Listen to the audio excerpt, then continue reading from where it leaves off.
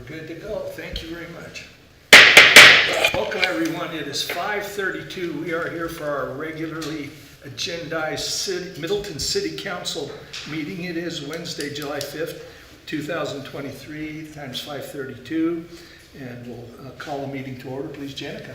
Council President Kaiser. Here. Councilmember Huggins. Here. Councilmember Murray. Councilmember O'Meara. Here. Thank you very much. Let's stand for the pledge. I pledge allegiance to the flag of the United States of America and to the republic for which it stands, one nation, under God, indivisible, with liberty and justice for all.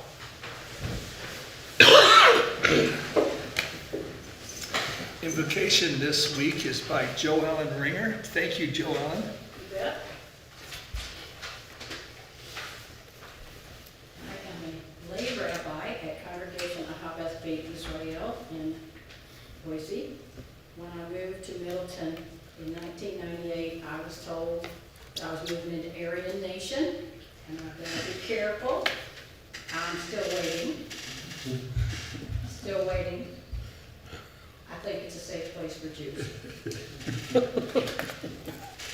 Lord, as we have just celebrated the Declaration of Independence, it seems sensible to review what standards all levels of American government are held to. We must pass laws and make judgments that allow for the pursuit of happiness, life, and liberty.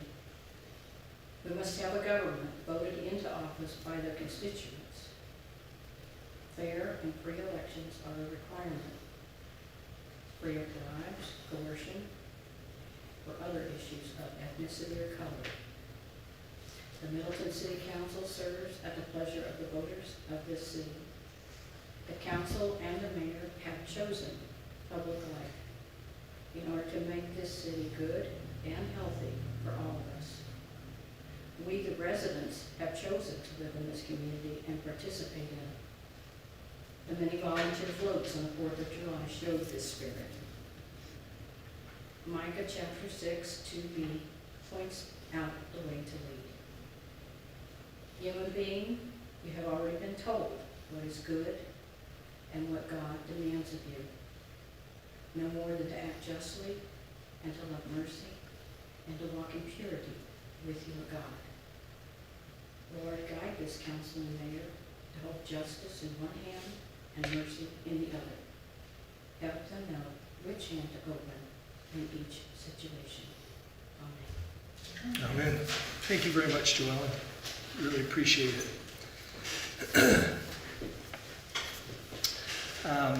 Action item A to is approve the agenda. I move we approve the agenda dated July 3rd, posted at 4:30 p.m. Second. Motion by Kaiser, second by O'Meara. All in favor say aye. Aye. Opposed? That is unanimous. Thank you, council. Action items 1, consent agenda. Consider approving amended minutes for City Council May 3rd. Consider approving minutes City Council June 21. Consider ratifying payroll through June 30. Consider approving accounts payable through June 23. Council, question on any of the accounts payable? Council President Kaiser. Councilwoman Huggins. Could you just touch on, I'm assuming some of the larger ones were on some of the projects we're doing? Yes, projects I didn't and recognize the vendor name. TO changed their name. Okay, and they're doing, Sewer. okay. So that's the biggest one that you see on there. Trust me, that was the first question I had today. Who is this new vendor? Yeah, And so, but it makes sense when you see it with that. Nothing else, everything was pretty much status quo when we start looking at our projects. Of what we approved down the pipe, things are starting to show up, sewer being the biggest one. Which we kind of knew that was going to happen. okay. Any other questions? Hartley Lane, obviously the Hartley light and stuff, we'll be seeing that trickling in as well. Okay. Especially now that I saw poles up. Yeah. Yeah, I know. Saw the cross members laying over there to the side too. Just a matter of time. Okay, thank you. All right, then I move we approve consent agenda items A through D. Second. Motion by Kaiser, second by O'Meara. All in favor say aye. Aye. Opposed? That is unanimous. Action item number 2. We've had an opening on the Urban Renewal Agency Committee Board, whatever official title is, for some time. I've been looking for somebody with good background and knowledge, common sense to approach that. Jacob Shearer has been living in Middleton for a number of years. He's got some military background. He's an engineering mind. I don't remember the firm he works for, but I know his family particularly well. Michelle Shearer was a Emmett County Commissioner that I served with almost as long as I was in. An outstanding mind and person, and a mother of an outstanding young man. He's probably, I'm going to guess 30, Becky? I don't know. I'm not too good with how old people are anymore, and I sure didn't ask him, but he's a young man, and he's sharp as a tack. He'll be an excellent addition. He was going to be here tonight, yet he called me texted me this afternoon. They've got a bug in their house, and he thought it would be unwise to come down here. I'll invite him again, but I'm asking the board to move forward with his approval because there's a Urban Renewal Agency meeting in The 17th. 17th that I would really like him to attend and become familiar. There's now that we have a new urban renewal area, it'd be really good to get him in right from the beginning. So that's the nature of this young man. I would highly recommend, after an extensive search for months, that we move forward with his appointment. Council questions? All right, then I move we approve the mayor's recommendation to appoint Jacob Shearer to the Middleton Urban Renewal Agency. Second. Motion by Kaiser, second by O'Meara. All in favor say aye. Aye. Thank you very much. It's unanimous. Item number 3 is to consider a request from the Middleton School District. Ms. Cross is going to start this up, if you would, Becky.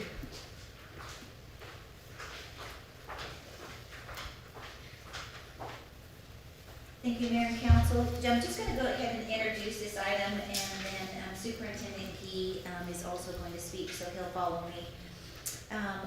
What's before you is a request to waive the building permit and plan review fees for 5 portable classrooms. So I just kind of wanted you to understand a little bit what these fees represent, and then, of course, Superintendent Gee can visit with you as well. So when a commercial plan set comes in, there's a couple of things that need to happen. They need to be reviewed by the building official, and then and that is your plan review fee, and you will see those in your packets. There's 3 separate sheets. So first you will see the permit fee, the plan review fee, and then there's a police impact fee associated with those as well. One of the permits, 007, Building BC 23007, does have a little bit of a civil engineering review on it, but that's the only one I believe that does have that on there. So the plan review fee is the cost that we budget to cover the building official's time in reviewing plans for any commercial project that comes in. The permit fee is exactly that. It's a permit fee, and it covers the subsequent building official inspections that need to take place. And on a residential home, that could be up to 15 different inspections. On a commercial, it can be much smaller than that, or it can be much more depending on the different type of project. So, and then of course the police impact fee has been associated with that as well. I did check with our legal counsel, and our ordinance does not exempt other taxing districts from impact fees.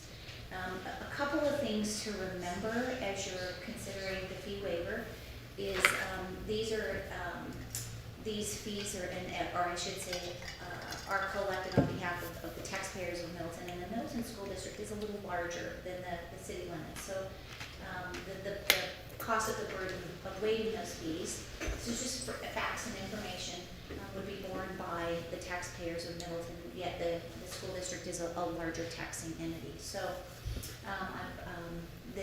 again, the police impact fee, when those impacts are paid, those are for the impacts inside city limits. So, it's not uncommon for there to be a fee waiver of this, a request of this type from different taxing entities. I believe we've waived certain fees for other taxing entities as well.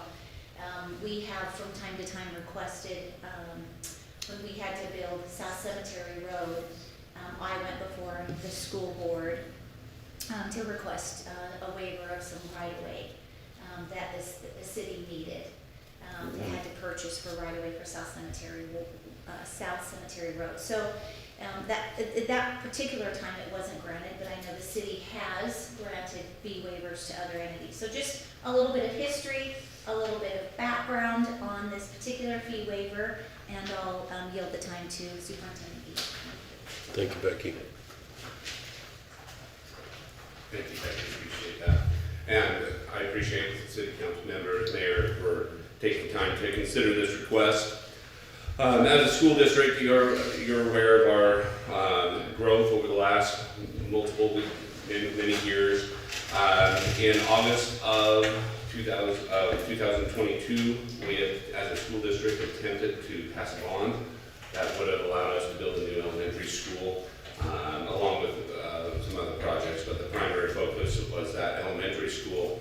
And that is to relieve capacity for our 3 elementary schools. Right now, they sit at 125% of capacity, 137% of capacity, 90% of capacity at our 3 elementary schools, a total of 1,842 students.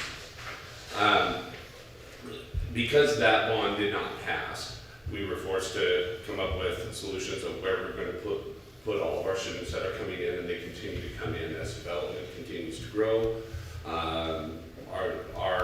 The size of our elementaries grow, and now with the passage of legislation at the state level that allows for open enrollment students to come into districts anywhere where there's space, that's only going to exacerbate the situation further.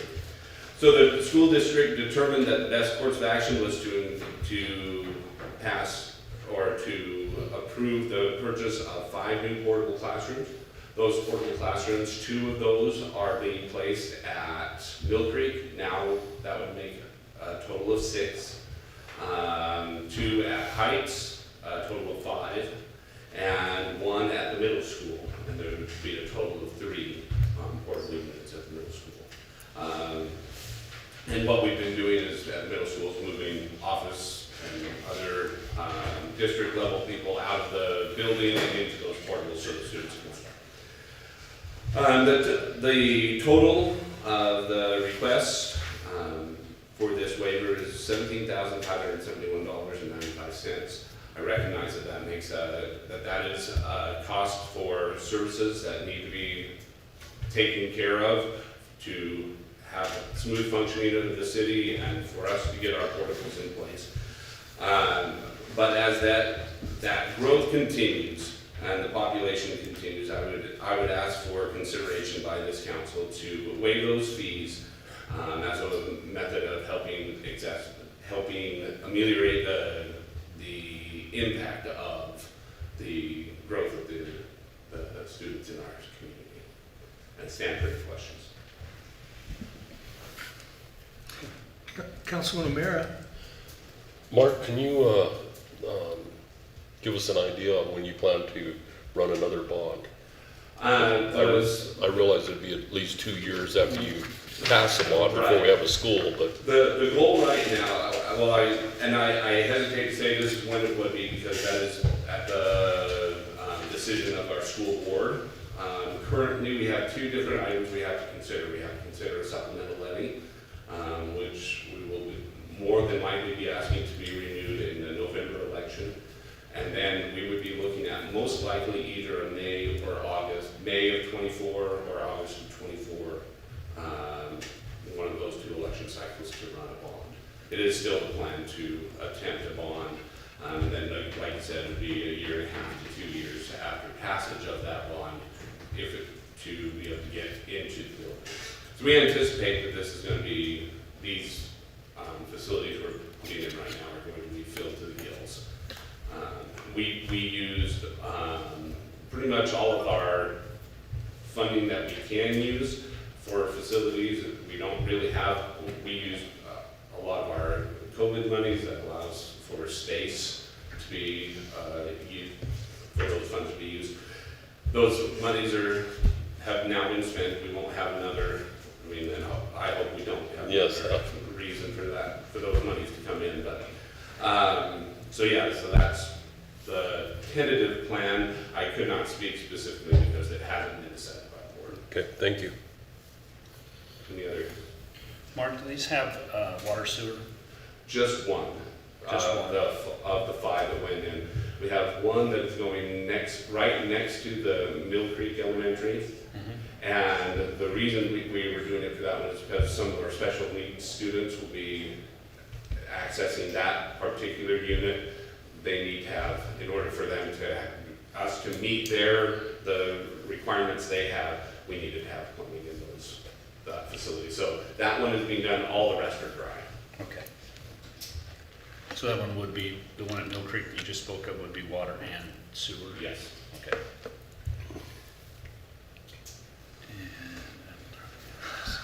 Mr. Gee, logistics. Yes, please.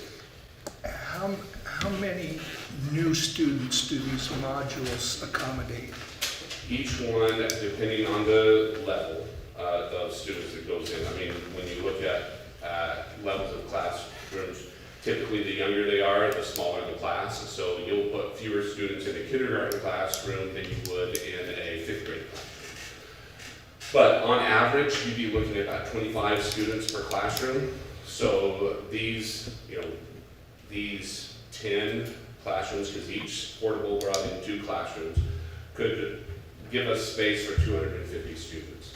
Now, I would note that between the spring of 2022 and the fall of 2022, we grew by approximately 180 students in that time frame. And since then have continued to grow, but that was the growth that we saw last summer. What capacity are we at now? In which? Existing buildings. At our elementary facilities, we're 115% of capacity for all of our elementary students. Talk number of students. Okay, What's so 15%? the capacity is 1606, the total enrollment 1842. Got it.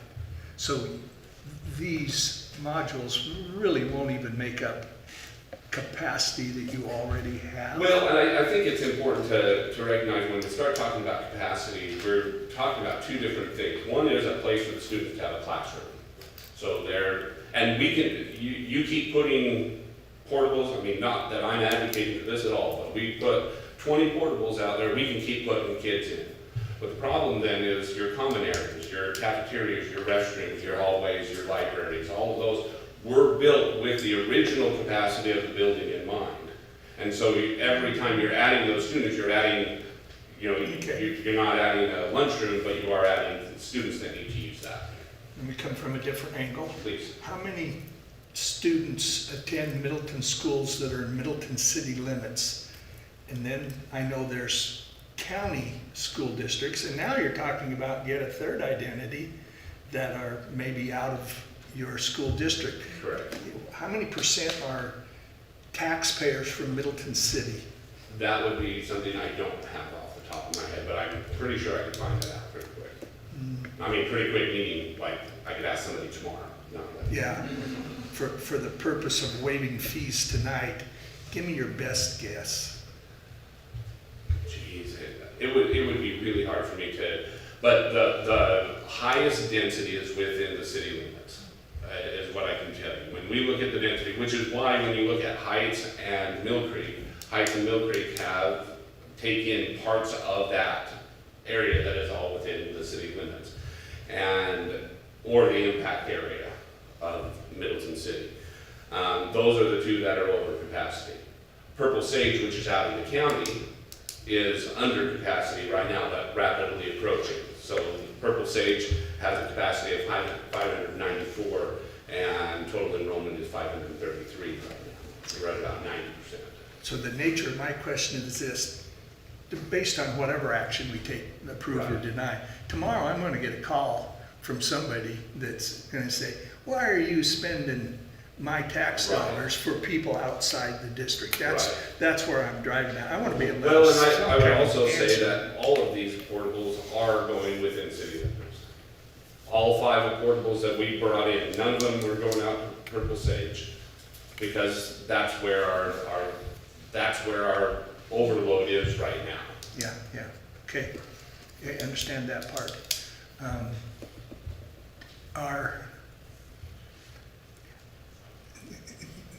I've got to get on a little bitty soapbox here. Absolutely.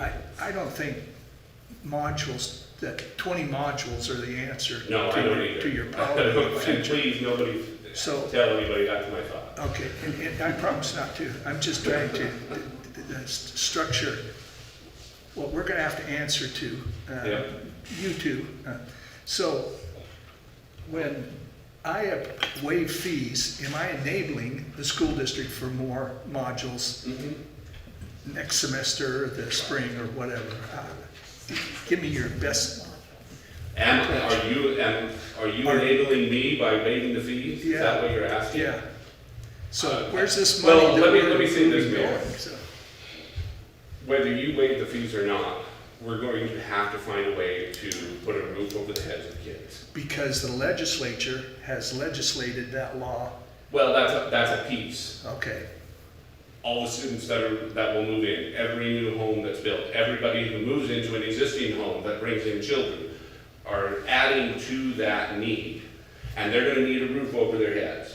Now, that roof over their heads is either gonna be in a new module or a new facility that is passed by a bond, or by raising the size of the classrooms. So instead of 25 students in a 4th grade classroom, we're gonna have 32 kids in a 4th grade classroom. One way or another, that's the way that those things are gonna have to happen. So waiving the fees, the $17,000 of the 1.25 million that we spent on the portables, it's important because every dollar is important. And every dollar that you spend and every dollar that I spend is a taxpayer dollar, and it's important that we do it right.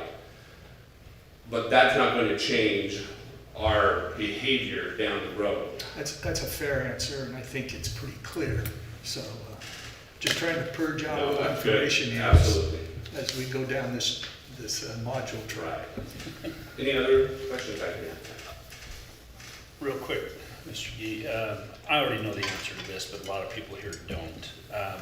Can you explain this past year what Mill Creek looked like in terms of where classrooms were held? Absolutely. That these are now taking that place. Okay, yes. So at the beginning of the school year, we had ordered 2 new portable units, but we knew that they weren't coming in on time. They were projecting it was going to be October before they could come in. It ended up being December before they got there. But because of that, we had to plan for spaces. So the teachers gave up their teacher's lounge, and within a day, those teachers had transformed their teacher's lounge into a classroom. And a brand new teacher coming in from college took that new classroom that was really tight because it was teacher's lounge and made it work until December. Then we also had half the library being used. We had the music room being used. All of those were being used as classrooms. Some of our services were being done out of, I hate to say it out loud, but out of closets to service students. So that, when I say that, that's a student leaves the classroom to go to a specialist to get additional intervention or help. That sometimes was happening in these really small spaces. When the portables came in, we were able to alleviate some of that. But in the meantime, more students have come. And so we've added an additional 60 students at Mill Creek since the portables came in. And so That's why, originally it was not our plan to add new portables at Mill Creek this year. We were gonna wait till the following year. But the growth has just followed along, and so we felt like we knew we had the money reserved for it. We felt like we'd rather get those in and have as much space as we could for as long as we could. Thank you. You bet. Any other questions? Councilwoman Evans? When those portables went in, Yes. I don't remember you coming before to ask for a waiver. Those already were on an existing permit. Okay, So there was already a plan to have 2 more portables at. okay.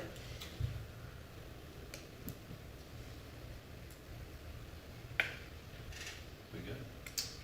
Yeah, I just didn't remember the subject coming up before, on anything this size. Right. Okay, thank you. Council thoughts? This is a tough one. Well, yeah, because the school district is so large. But Middleton's been known for some time to have a good school system. And I hate to see it slow at all, or to challenge our students in any way because they're so cramped in a building. I think that the school district has worked with us many times over the past few years, including behind the middle school just recently with our Sawtooth Lakes situation. So I would just assume that we proceed with approving this request for a waiver. Councilwoman Evans? So, Mayor will ask one of the questions which is percentages. And I'm, on small, I mean, that's a relative term, that I'm usually fine with waiving some of those things. I would like to know if are any of these items something we will have to write a check to an outside service for? Will we be having any engineering or anything where we will actually have to write a check? No, our staff, if I understand it correctly, our preliminary approval, Chris Grooms has taken care of that, and now we move into physical inspections, and there's no engineering outside. These fees all come out of the city budget as service performed. Okay, and then what I'm leaning towards, because I'm always kind of preaching about county and city, and how that worked, and if it's even possible. Because I think the percentage will be pretty high, that it's inside, that the students are inside the Middleton city limits. That I would be leaning just to follow that percentage. Because then I feel like you really are just trading tax dollars. So that's where my thought process is going. Councilman It's O'Meara? not a definite, it's where I'm headed. I've lost my train of thought. Okay, all right. Sorry, I rambled. sorry. That's all right. All right. Oh, now I remember.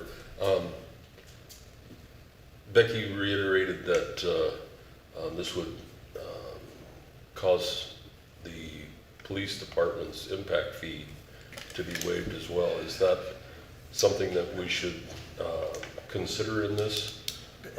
I'm going to have to call Becky back up to cover that.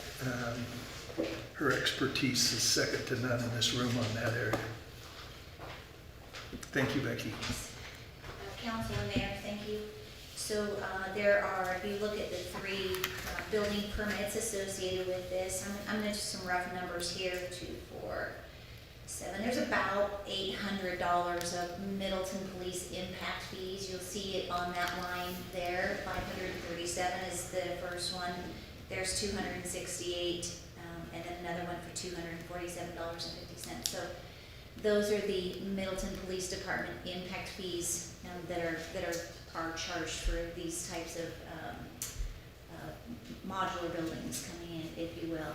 If they were, we looked at the term specifically modular in the, because it's defined, and modular doesn't fit the definition of something that would be exempted as modular. It could be like a trailer or something like that fits more of that modular definition. So took a look at it with our legal counsel, and because they are considered modular units, but they're a little bit, I'm assuming to be a little bit more long-term than. We hope not. Probably.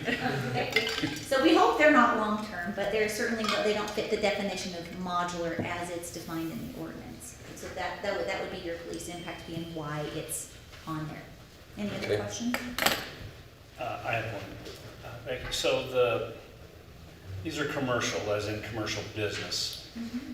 We're not talking about a commercial business. Correct. So that's where I look at council, when we look at these police impact fees, I'm not talking about a commercial business going in across the street. We're talking about an elementary school kid. And so you cannot run a school, or in my opinion, you cannot run a school like a business, because in a business, if you have a faulty product, you move on. In a school, we adapt that kid and overcome. Okay, so there's a huge difference there. So and I'm not trying to rewrite the world, but it's hard to take a school and say it's commercial, because I look at commercial down the road, and that's different than what happens in a school building. If you have a faulty employee versus, your kids or your product or service type thing. So that's where I'm, with the police impact fee, I'm like, man, I get the fee to a degree, but I'm also like, I don't get the fee because of the nature of what we're dealing with that. And so that's where I'm kind of the other way a little bit with it. So that's me. And thank you, Becky, for answering that. Thanks, Becky. That's our best answer. Okay.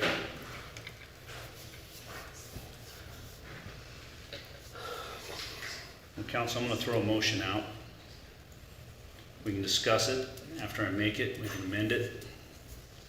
But we've got to start somewhere. So I move that we approve the request from the Middleton School District to waive the building permit and building plan review fees for 5 portable classrooms in the amount of $17,571.95.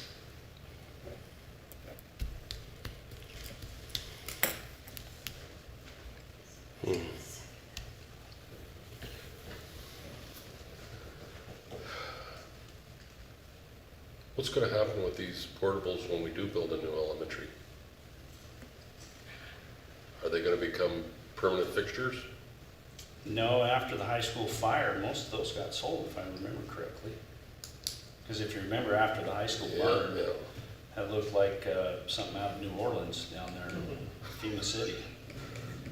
Because we had to have classrooms at that time. So those got moved on to whoever needed them next. I'll second your motion. Discussion council. I know where Carrie's at. I know 100%. I'm just so close, but just that percentage is not there yet. Okay, so I'm still leaning towards, I think the percentage, I think the school can come up with a good percentage. I would support a not to exceed, then dependent on the percentage. My gut feeling would say 75% of it would get waived. And that leaves the county piece not getting waived. The other piece is, and this was back with Dr. Boucher, is on some of these permitting things, they're small. And you had a small one. Oh, yeah. And it's like, you know what, yeah, you have some of the county, I'm okay with, they're small. These fees come in and pay our building department. And part of me is, okay, maybe in the big picture, this isn't that big. I also remember that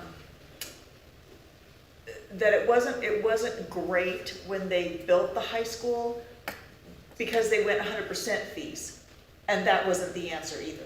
They would have charged every last fee possible.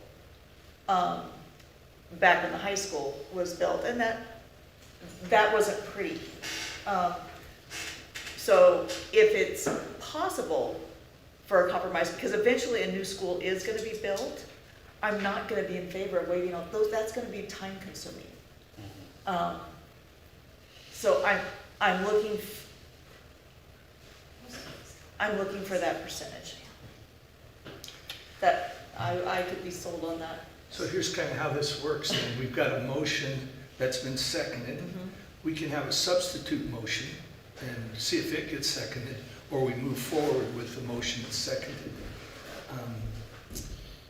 I just wanted to get my discussion out there. And more discussion's good. It's really important that this is purged on the record, so, but procedurally, I wanted to know kind of how this clock is working. I'm not gonna lie, I feel a little petty.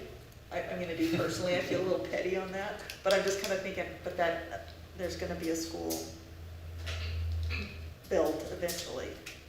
And I don't think the city could absorb all of that. So maybe we just cross that bridge when we come. I'm just not sure. You see where 100%. where I'm a little conflicted on that. You know, when we start talking about waiving fees, and we've done that with several entities, with Parks and Rec included, you talked about small. Well, small adds up to big. So it's, at some point, we gotta decide if that's the route we wanna go, then,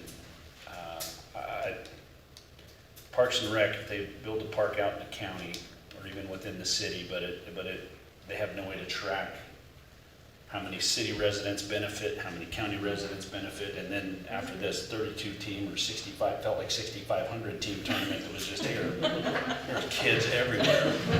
Now you're talking about out of our, area benefit. So,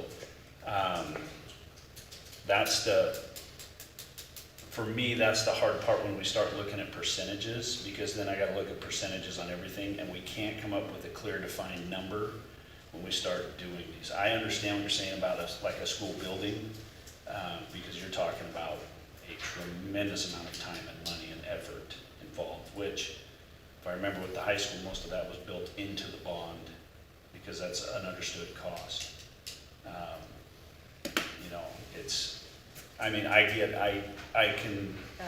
I can see every side of this argument in terms of county versus city, 100%. And I don't know that percentage myself either. And I don't want to try to delay this if we can help it. Well, you're pretty well tied in with the school system. Where is their next school, elementary school planned for? Is it inside the city limits or outside? I'm gonna ask Mr. Gee to come back up and explain that. I know where they talked about it going, but I'm not sure. Mr. Gee, could you answer that for us, please? Yes. The school district currently owns a property within the city, I believe it's within the impact area on Meadow Park. Yeah. Meadow Park Boulevard there. And there is a developer that has talked about donating some land further east within the district. That could be a possible option if that were to happen. If that were to happen, I believe it's far enough east that we'd be talking with a different city entity on those permitting.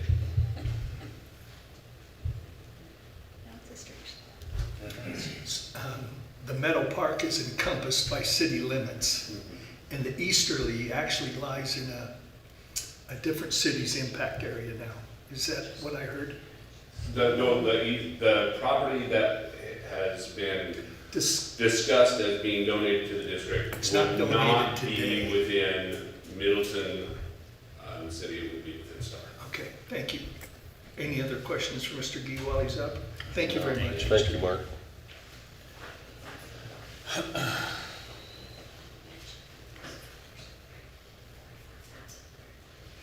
So now, if council would like, I can amend the motion.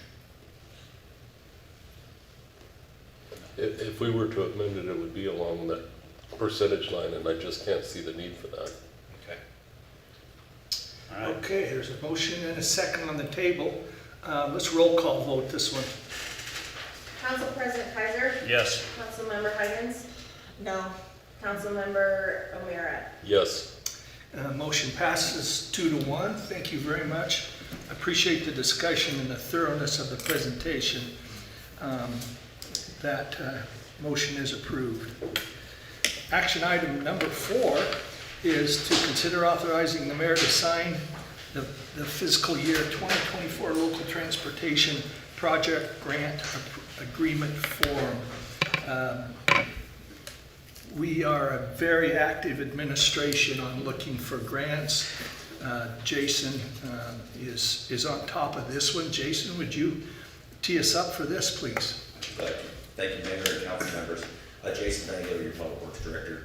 Here to speak on behalf of a request to authorize our mayor to apply for a grant from the ITD to install a traffic signal at State Route 44 and Cemetery Road.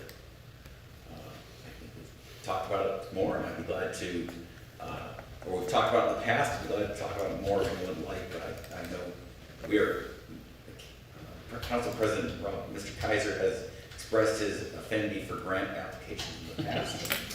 I assume we can move forward with this one. Can you give us some idea of what size grant this that we're applying for? Yes, the limit would be about $2 million that we could apply for. And there's no match required. Projected cost of that intersection's work would About $2 exceed million. 2 million? About 2 million. Roughly $2 million. Hartley was 1.8. Yes, yes, here we have a little less paving in the right of way, and we have a little more paving out adjacent to Cemetery Road for some other approaches in the area. It gives you an idea of what we're dealing with here.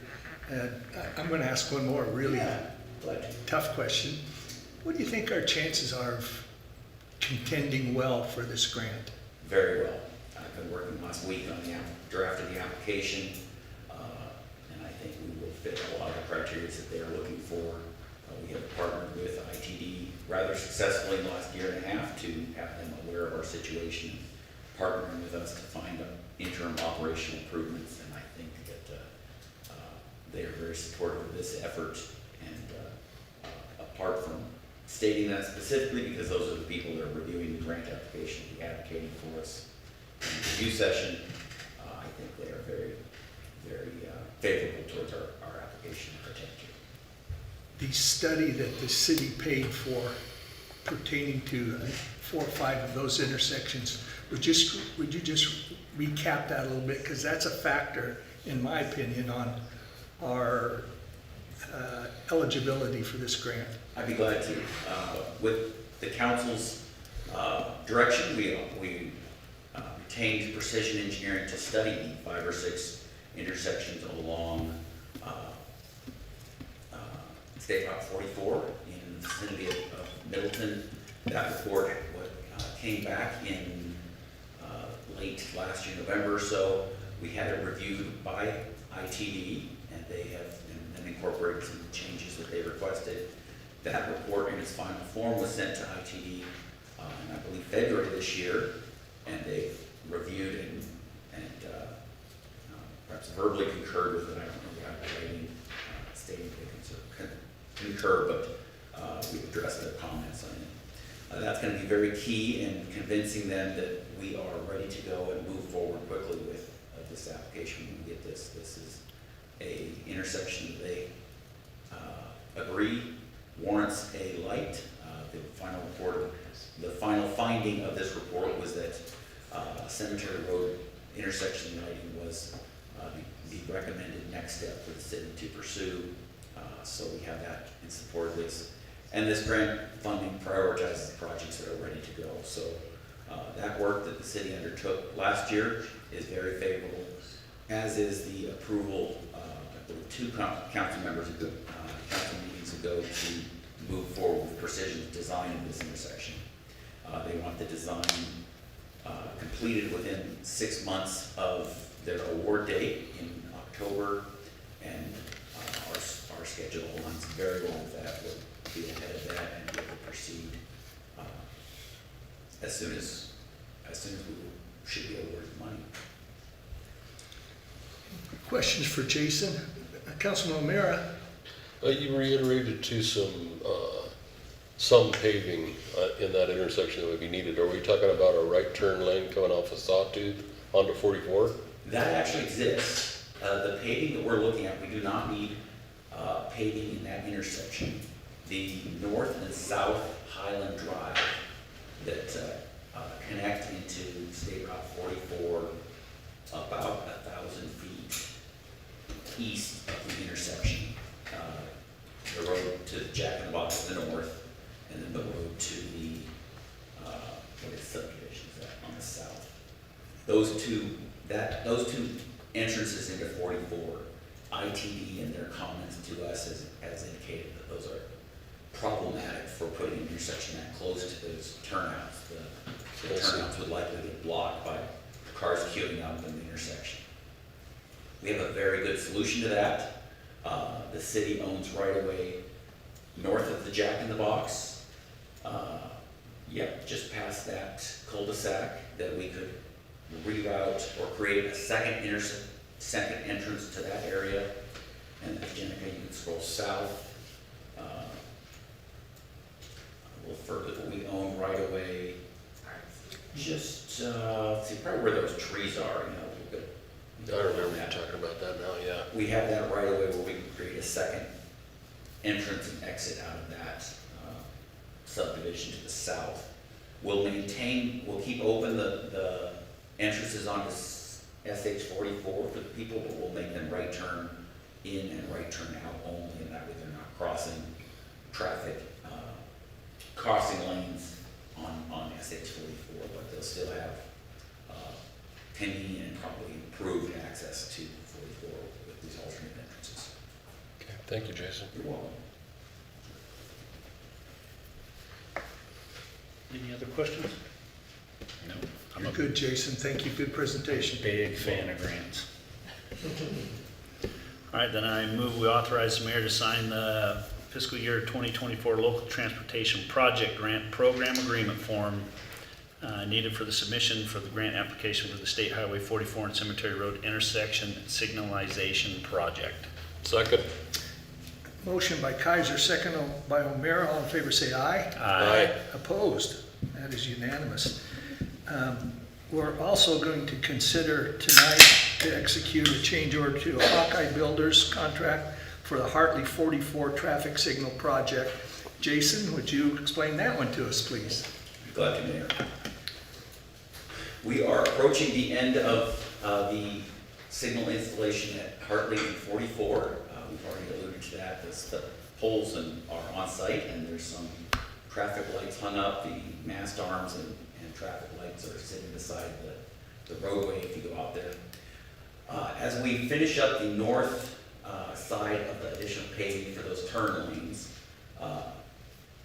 we need to, our engineer, as they've been out there, have suggested strongly that we expand our paving to take care of a little bit of Hartley Road on the north side in front of Precision Tire that is in need of repair and would do well to be repaired while we're doing the paving in the project for the right-hand turn lane. So this expands the limits of what we're going to pave, gives us a great opportunity to do it while the contractor's on site. We have big prices for their asphalt and sub-base that they're using here. So it's a competitive price, and we'll make for a little cleaner project at the end. Okay. Questions? Is there any, because since we're getting close to the end of the fiscal year, is there any project that's getting bumped to next year because we're gonna do this? Okay. All right, then I move we authorize the mayor to execute a change order with Hawkeye Builders Incorporated contract from the Hartley State Highway 44 traffic signal project to incorporate resurfacing an additional area within North Hartley in an amount not to exceed $21,293.05. Second. Motion by Kaiser, second by O'Meara. All in favor say aye. Aye. Opposed? That is unanimous, and we'll move forward with that. Thank you. We're going to take about a 5-minute break before the workshop, and we'll reconvene in approximately 5. Here to move forward with public comments, because some people might like to not need to stay for the public workshop. So if Jenica or somebody would hand me the public comment sign-in sheet, we'll move on with public comments.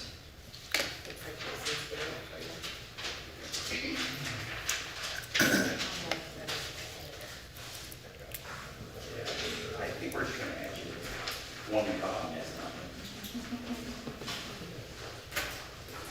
Thank you, Jason. All right, we'll go in order. Benjamin Denow? Close enough. Denow? Yep. Denow. Come on up, Benjamin. Benjamin Deneau, 265 North Dewey.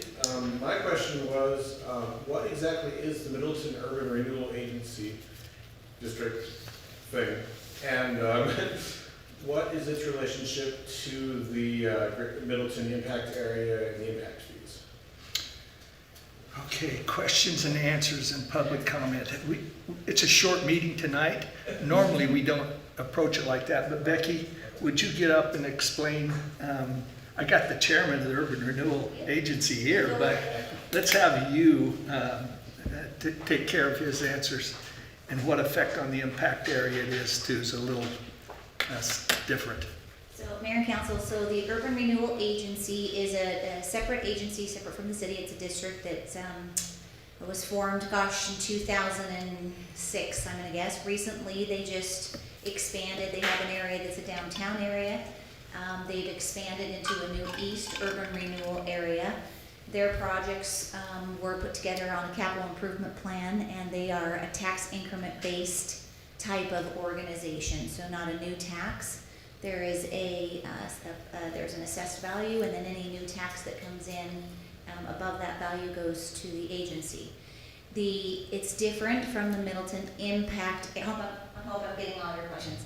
It's different from the Middleton Impact Area, which is an area that the city plans in, separate and different from the Middleton City Limits. So Middleton City Limits is the area where its properties are organized into the actual city of Middleton. And then the impact area is a planning area that we plan to grow into. An urban renewal area usually resides inside of an impact area. Sometimes they can cross boundaries, but not often, but sometimes they do. In this case, this urban renewal agency does not cross into another city's area of impact. I think the last one was, how is it different from an impact fee? An impact fee is also set by ordinance. The city chooses to adopt an impact fee for several different things. There's a police impact fee, parks impact fee, fire impact fee, which is a separate district that we collect on behalf of that district. It's not a city fee. And then there's a transportation impact fee. Those impact fees are based on capital improvement plans.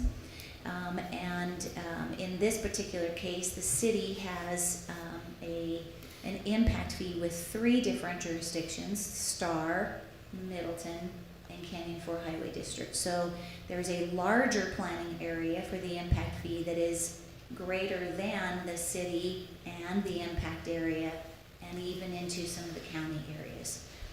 Impact fees are charged at building permit. So when a commercial business or a residential business applies for a building permit, their impact to those transportation, fire, police, that impact is assessed at building permit. So Middleton's residential impact fee is $5,050. Commercial impact fees are set by use. So a use can be anything from a bank is different from a storage facility, which is different from a school, which is different from a Walmart, if you will. And it's based on a level of service and a lot of different, there's some pretty key things that go into building that. but the purpose of that fee is to create or keep the level of service that exists today in the city the same as when new residents come in. So I hope that's a pretty quick overview. I hope I answered all your questions. Happy to visit anytime. Stop by. Becky, this is a chance for a learning moment here. When I became a county commissioner, I was against urban renewal. I thought it was evil. I thought it was a new tax. I thought they were creating new taxes. What I found out as I became learned, that let's pick a number. Let's say a city's value is 100 million. And then its assessed value the next year or the year after is 101 million. The Urban Renewal Agency captures a portion of the new 1 million, not any of the old, just on new assessed values as they might appreciate in the future.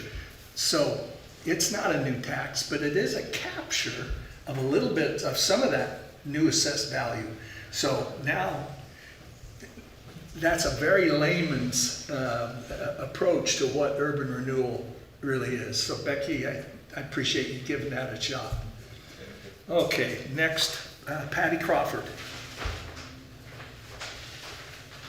Patty Crawford, 8359 Spring Creek Way, Middleton. First of all, I would like to say this is just another reason why I think you need input before you vote on the issue. But if we're sitting after we've heard the issues, now you get to hear what the community has to say.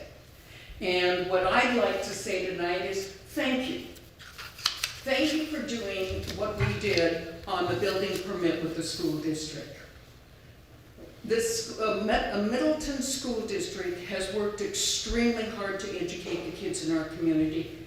And we do not say they're Middleton kids or they're Middleton School District kids. They are our kids.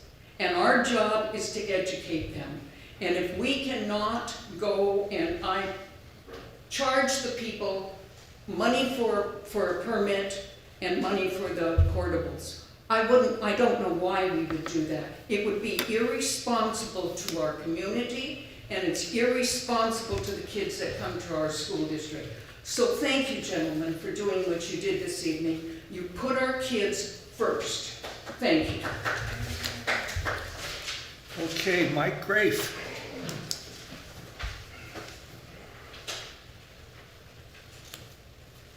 Mike Grafe, 1889 Ridgeway, Middleton, Idaho.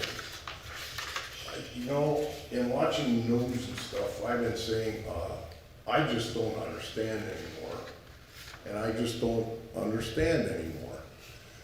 I don't have a problem with these modules and the rest of it, but I found out tonight they're gonna be dry. There's no water, sewer, or whatever in them. We have a school that's over capacity. When they figure capacity, it's for fire, sewer, water, and the rest of it, I would assume. And if we're gonna put 25 kids, more kids that are gonna be using the bathroom in the school, I don't understand how we can just go over capacity like it's no big deal. And they expect, I don't know what grades those are gonna be, but if they're elementary kids, I guess there's potential for first graders. If my granddaughter was going to Heights Elementary, and it was 10 below zero this winter, and she had to go to the bathroom, she's gotta walk outside and over to the school. That ain't right. I don't care how we cut this cake or pie or whatever. It's not right. And school bonds, well, my wife and I voted for every school bond. I'll probably be stoned by half the people in the city. But it's our obligation to teach our kids. And if they're, I agree with her, county kids or city kids or whatever, they're going to this school. Forget the area impact and the size of the city and all the rest of it. The state passed a law now where kids from out of that county can even go to this school if they want to go. And somehow it's impact fees, and I'll go back to that. we've gotta get a handle on how they're dealing with the impact fees. And if the state legislature, whatever, I don't care how they do it, but you can't stick all these kids in 2 portables or 4 portables just outside the school and expect first graders or second graders to walk in the middle of winter to go to the bathroom, or to get a drink of water. I guess you could have portable water in there, all right, but when I work construction, the contractor is required to put in a porta potty within X many feet of the job site. And I don't know what the standard is on the school, but there's gotta be a standard to where there has to be bathroom facilities available for the kids. So many feet from the building or what have you. And I don't know what the answer is, but this ain't right. And I don't understand how this keeps happening. I don't get it. I don't want my taxes to go up, but we gotta teach the kids. And we're kinda passing along a bad lesson from my eyes. Thank you. Thank you, Mike. Thank you for all public comments. We'll take a 5. Yeah, you can't come in and sign.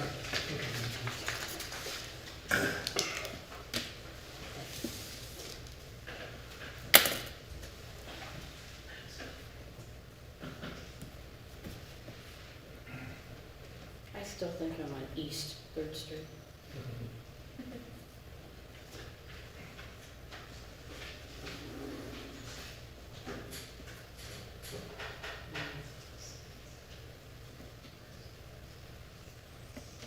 Thank you, Joanne.